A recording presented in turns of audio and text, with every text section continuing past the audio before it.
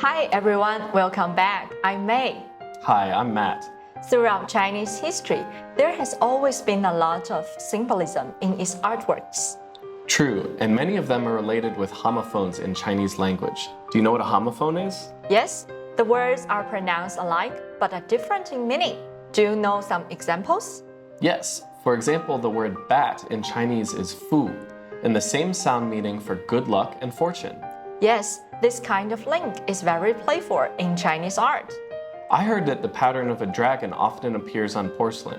It's a symbol of power, and only the emperor can own it. That's true. We will find out more symbols with auspicious meaning in the ceramic works in today's class.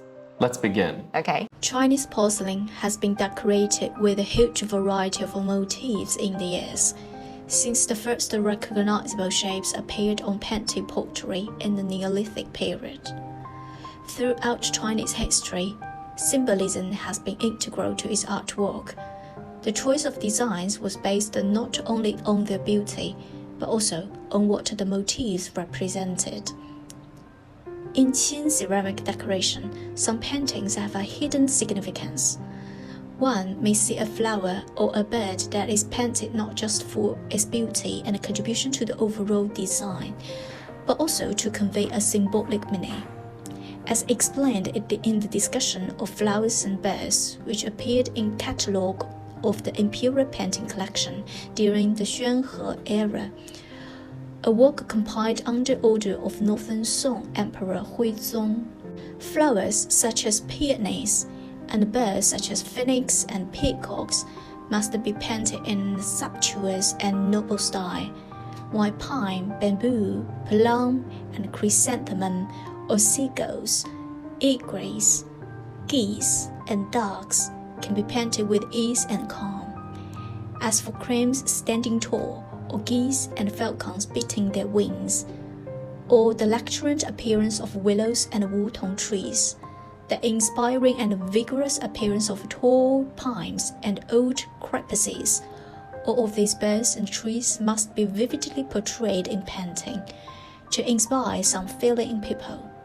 Their craftsmanship, reviling nature, they move the spirit to lofty thoughts, just like the feeling of climbing to a high place to admire a great landscape. Auspicious symbols were already frequently used in Song art, and by the Ming Dynasty, they had become the principal motif of porcelain decoration.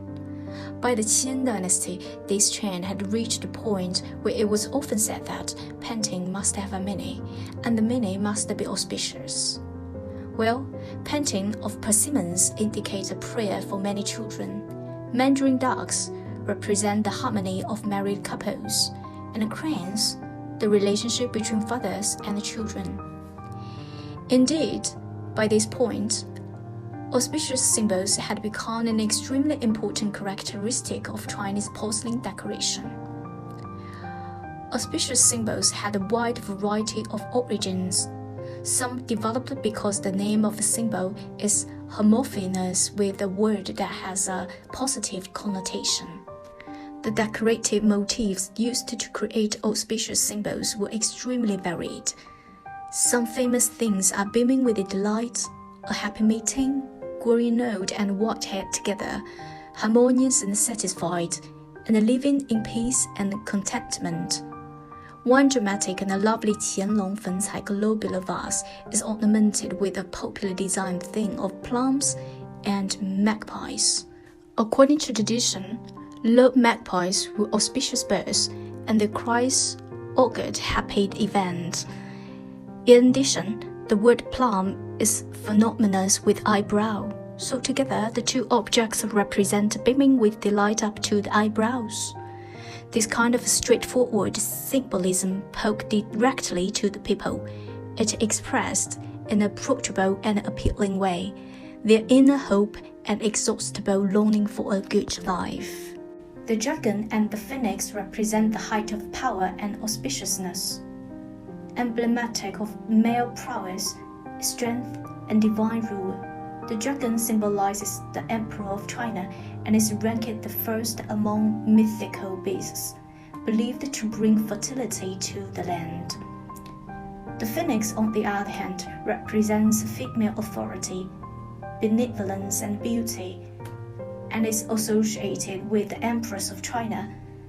The phoenix appears during times of peace and prosperity. It's believed that when Confucius was born, the phoenix announced the emergence of great men. The combination of dragon and phoenix is often seen at weddings, conveying blessings and good fortune. One of China's oldest and most influential texts, Yi Jin, or the Book of Changes, described the peacock as a cultured bird with 9 virtues. Over time, the peacock became synonymous with culture and enlightenment. In the Qin dynasty, imperial fans were made of peacock feathers, and only officials of the highest rank were permitted to wear a hat with peacock feather and coral knob. In addition to animals, flowers have been among the most popular decorative things since the Song dynasty. The crab apple. Known in China since at least the 9th century BC and beloved Chinese artists and poets, the tree peony was considered the king of flowers and associated with the imperial family, who as early as Tang dynasty grew it in the palace gardens. It's known as the flower of wealth and honor. The crab apple could be combined with other emblems to create auspicious meanings. Its second character, Tang, provides a replica for Tang, meaning hall, and by extension, the family home. Crab apple flowers and peonies are sometimes combined to suggest the phrase 满堂富贵, may the whole family achieve wealth and honor. Hibiscus and rose. The most celebrated hibiscus in China is known as Mu Furong, which provides a replica for wealth and glory, and is famous for the fact that it is white when it opens in the morning, but turns pink as the day fades. This change of color has inspired another name for the flower, the drunken hibiscus. 醉酒芙蓉. On some pieces, hibiscus and rose appear together. This suggests the phrase 长春荣华, may you have wealth, glory, and a long life. The Chinese monthly rose, 月季, is famous for the fact that it blooms almost every month of the year. For this reason, the Chinese rose is also known as the eternal spring flower, 长春花, and is thus a symbol of longevity. Chrysanthemums. The lotus, orchid, bamboo, and chrysanthemum, 菊花, are regarded in China as the 4 gentlemen of flowers. Chrysanthemums in particular are associated with longevity and wealth, because the name sounds similar to the word 久, meaning long enduring, and infusions made from their petals are believed to have medicinal properties. Chrysanthemums represent autumn and, like peonies, are mentioned in Chinese literature as early as 9th century BC. Lotus flower and peaches. The lotus flower is associated with Buddhism and is a symbol of family beauty. It is also associated with purity because it rises unsullied from the mud. In Chinese, one word for lotus, 和, is a homophone for the word for harmony, 和. In the vase above, the lotus flowers appear alongside peaches, which represent longevity. Peaches also featured in the vase above, together with double galls, which symbolize fertility. Pomegranate. The pomegranate will have been chosen for its auspicious wishes, since a ripe pomegranate is a skin split and its seeds shows that pomegranate revealing 100 sons. It was important for the imperial family to have sons. The flowers of the pomegranate also carried an auspicious wish, since women often wore pomegranate flowers. Because of the fruit's association with the provision of sons, and the red color of the flowers were believed to ward off evils.